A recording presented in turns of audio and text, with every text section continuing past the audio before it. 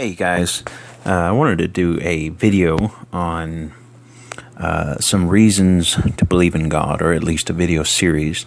And this first one, I wanted to cover a thought I had as I would study evolution and creation. And I really never heard anybody address this from either side. And so I just wanted to go through this thought for a little while. The ignorance or lack of explanation of the reason behind evolution. The reason behind evolution. The evolutionist will postulate how evolution happens, but not why. They say that through natural selection, and they'll talk about how some species have survived because they're stronger than others or more intelligent, or because they were luckier, most likely. In fact, the thing is, when you read Darwin's Origin of Species by means of natural selection, what he never actually discusses in it is natural selection. But getting back to the root of the theory of evolution, millions of years ago, supposedly, as the earth cooled and torrential downpours came, it's raining on the rocks, and there's this primordial soup, and that's how somehow that the single-cell organism appeared. Now, not even to get involved in the unbelievable odds that were against this happening, not to mention certain impossibilities. Let's just start there. Let's just go ahead and say, all right, that happened. We'll postulate it. After life supposedly began, why did that organism decide that it wanted to survive? For an organism to decide to live and to evolve, it had to have what is called reasoning.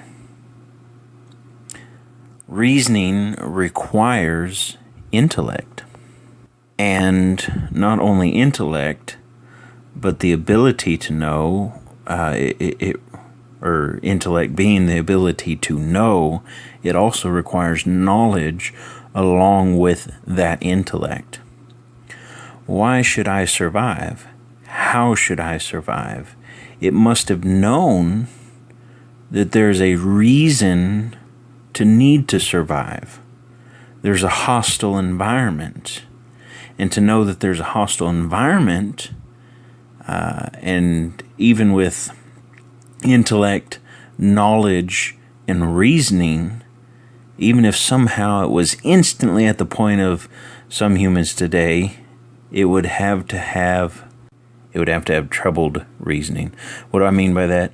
I mean, some humans today don't know whether or not it would be a good thing to survive. I talk to a lot of people who are self-proclaimed free thinkers, and have all these new, or at least they call them new, ideas about life and origin and philosophy and all these things, and they really can't, for the most part, pin down a reason that it would be good to survive. So as complicated and sophisticated as the human being is, it can't even, in 100% of cases, decide that it's a good thing to survive. So this single-cell organism, who would have to have intellect, knowledge, reasoning, the awareness of the situation, the ability to reason, to choose life. What's wrong with death? We're just a part of everything else, or so it would be dissolved into the oneness of everything else. You see, not even mentioning the infinite possibilities of instant death or death to come from the, quote, toxic soup. And obviously toxicity is dangerous to life. It's kind of like a comic book, honestly. Something that in reality destroys life somehow makes it better, like the toxic soup or radioactivity or a spider bite or and so on. This thing called evolution had to make, I would say trillions, but that's not enough. I don't even think quadrillions is enough. I think septillion, I think that's a number. Septillion, I think septillion may be around there. Who knows? Just an unfathomable amount of instances where in this process to get to where we are today, it would have had to had reason a septillion times to whether or not to change for the better or worse. It would have had reason that many times. They talk about a fly on an island, and I can't remember the specifics. I just know that when they say when the wind would blow, it would blow the fly out to sea, and it would eventually end up in the water, and the fish would eat it. So the flies on the island, and this is true, they don't all grow wings. Now, was that God or evolution? If you say evolution, that means this, and we're still following the same train of thought as this single-celled organism, who knows how many billions, trillions, whatever many years before a fly actually came along, supposedly. If you say evolution, that means this. The flies that got carried out to sea died and could not evolve. And even if, while it was happening, they realized by some intellect, some knowledge, some reasoning that this was a bad thing, they couldn't will anything to happen. So they died, unable to pass on or carry on any genes or DNA to their young, even if it were possible to pass information on in new information to the next generation through your DNA. And for the young to know somehow instinctively not to make the same mistake. Humans are the most complex of all the creatures, and we can't pass on info like that. We pass on our DNA, but there's never any new information, only a change in the selection of what we already have. So they can't pass anything on. So how does this fly population quit growing wings? Well, the next thing would be the fly's friend, the fly's fly friends, and not fly as in cool, the fly's fly friends, if they could observe his friend being blown out to sea, he would have to reason with intellect and knowledge that his friend was being blown and not just flying. And also reason with intellect and knowledge that this was a bad thing and all the dangers that are present in the situation, which requires, just like supposedly that single-celled organism, requires situational awareness, which in some humans have yet to conquer. Situational awareness. So, the flies on the island would have had to have reasoning, which requires intellect and knowledge and situational awareness to decide or think that they should be or shouldn't be haphazardly flying around when they could be blown out to sea. This is just one of quadrillions or septillions of situations our quote-unquote evolutionary ancestor would have had to gone through. A lot of animals exhibit intellect, but to have intellect, knowledge, reasoning, and situational awareness, and instinct to live beyond a base animal instinct. In other words, a desire to live. And really that gets down to instinct. I kind of tie in instinct to this idea because really, what is instinct? That's another thing I've yet to hear or run across a explanation of, is what is instinct? Well, they just have the instinct to do this or that. They have the instinct. Something is in their genes, their DNA strand, to cause them to grow a certain way, and to have the option to grow a certain way within certain limitations. But instinct, what in the world is instinct? Look up instinct and you'll find that it's an inborn pattern of activity or tendency to action common to a given biological species. A natural, what in the world does that mean? Or innate impulse, an inclination or tendency.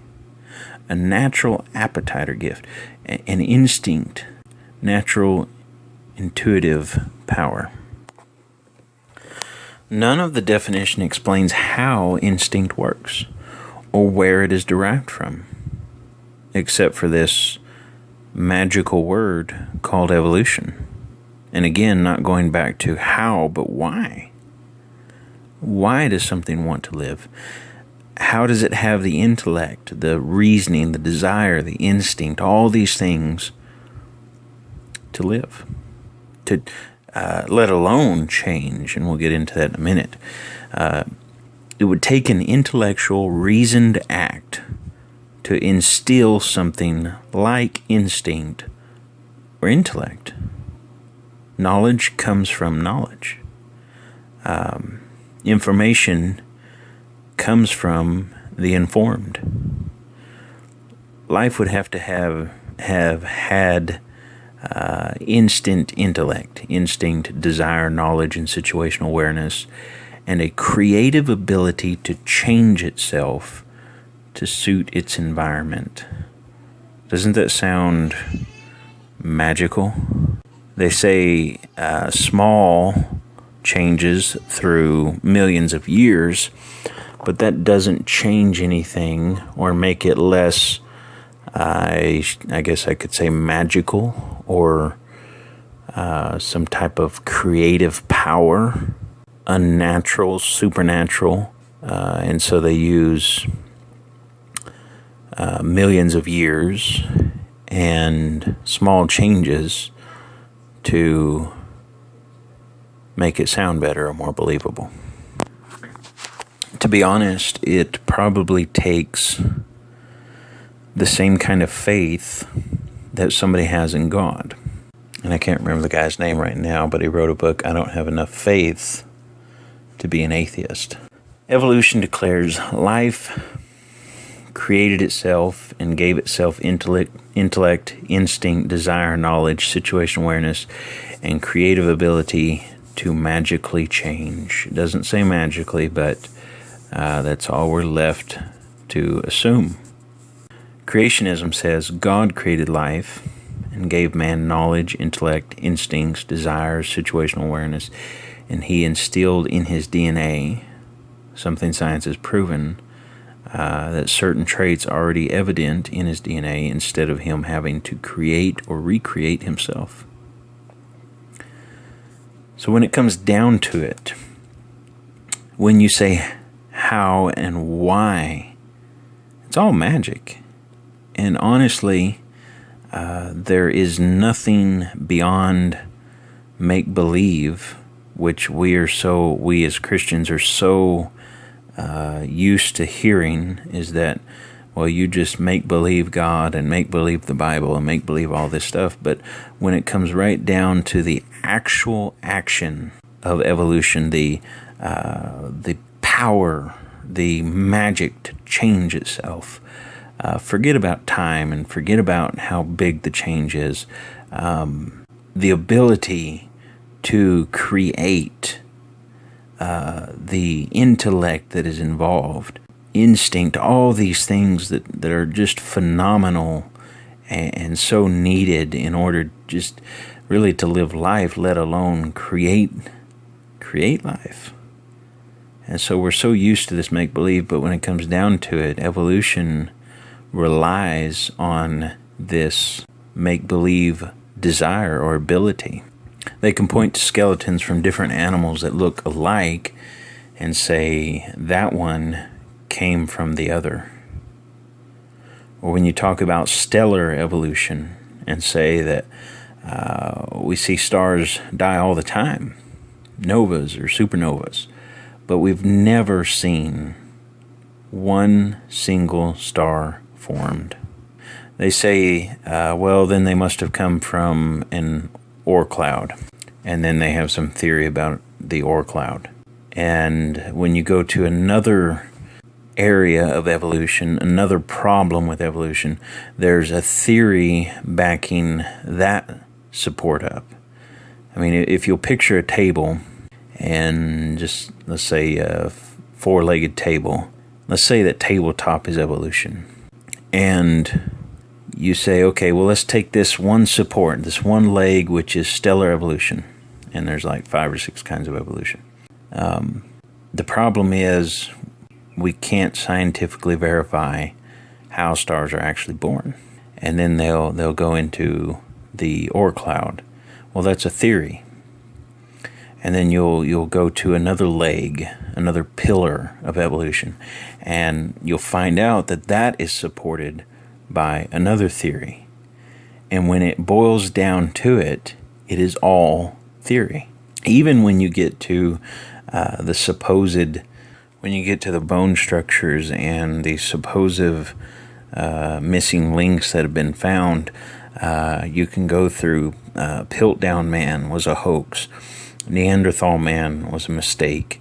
Nebraska man, who they've got this picture of, and his family, or at least his wife, his mate, and they've got this whole picture of him and all this stuff about him, and come to find out, it all came from a pig's tooth, and then you have Lucy, which was a lie. And definitely unverifiable, how they pulled different bones from different places. You have Ida, which was false evidence and most likely just straight bones from a lemur. And Cro-Magnon man admitted to be a normal human and had rickets or something. Then you had Java man, which was a mistake, a lie, a hoax, all of the above. And so when you get down to all that, and these few, in the whole view of things, these very few missing links that they come up with, when in reality, if every single species had millions or billions of changes in between what it was and what it became, then we should have just piles of transitional stages, just piles of transitional bones, and really the missing link is not a link. The whole chain's missing, and you have the 2 end pieces, because it's not even the chain. It's just here's man, here's apes, or here's this or that. It just really becomes, I guess I'd just say, ignorant, because that's that type of evolution. Then you get to another pillar. Let's take the Grand Canyon for a moment. The Colorado River, through millions of years, carved the Grand Canyon. Well, here's the problem. If you look at an aerial photo of the Grand Canyon, you'll see a snow line covering the biggest majority of the area, going kind of right through the middle of the biggest part. This snow line is there because the canyon cuts through a mountain. So at the mouth of the canyon, I can't remember the latitude, but basically it's several thousand feet higher at the top of the mountain than it is when you start at the mouth of the river. So in other words, if the Colorado River cut the Grand Canyon out, the Colorado River had to flow uphill for millions of years.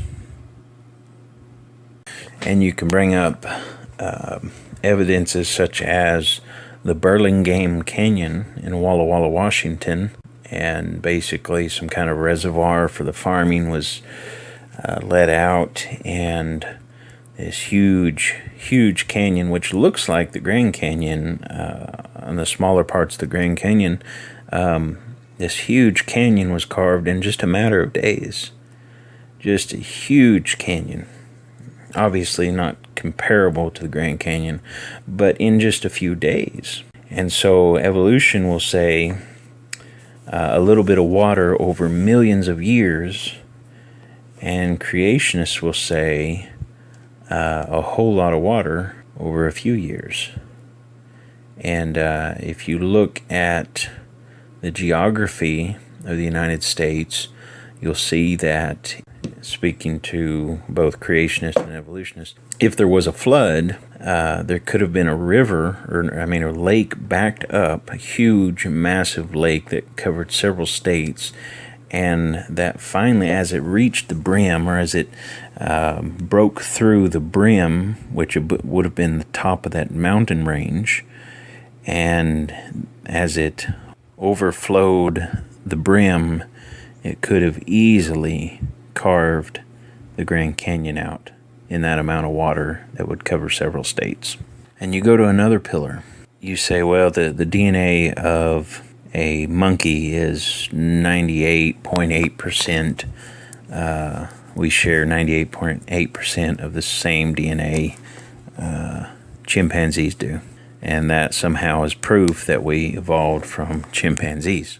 However, that number is relatively small when you consider that we share 90% the DNA of a cat, and 80% of the DNA of a cow, and 75% of the DNA of a mouse, and 60% of the DNA of a fruit fly. And if that 3% or 2.2% difference doesn't sound like that much to you, let's go ahead and be honest. We share 50% of the same DNA of a banana. Evolutionists will admit that when they find bones, they date those bones by the geologic column that they are found in. But they will also admit that when they are looking through a geologic column, they date it by the bones that are found in it, which is circular reasoning. You date the bones by the layer and date the layer by the bones. In the scripture, God says, "Come, let us reason together, saith the Lord." Come, let us reason together.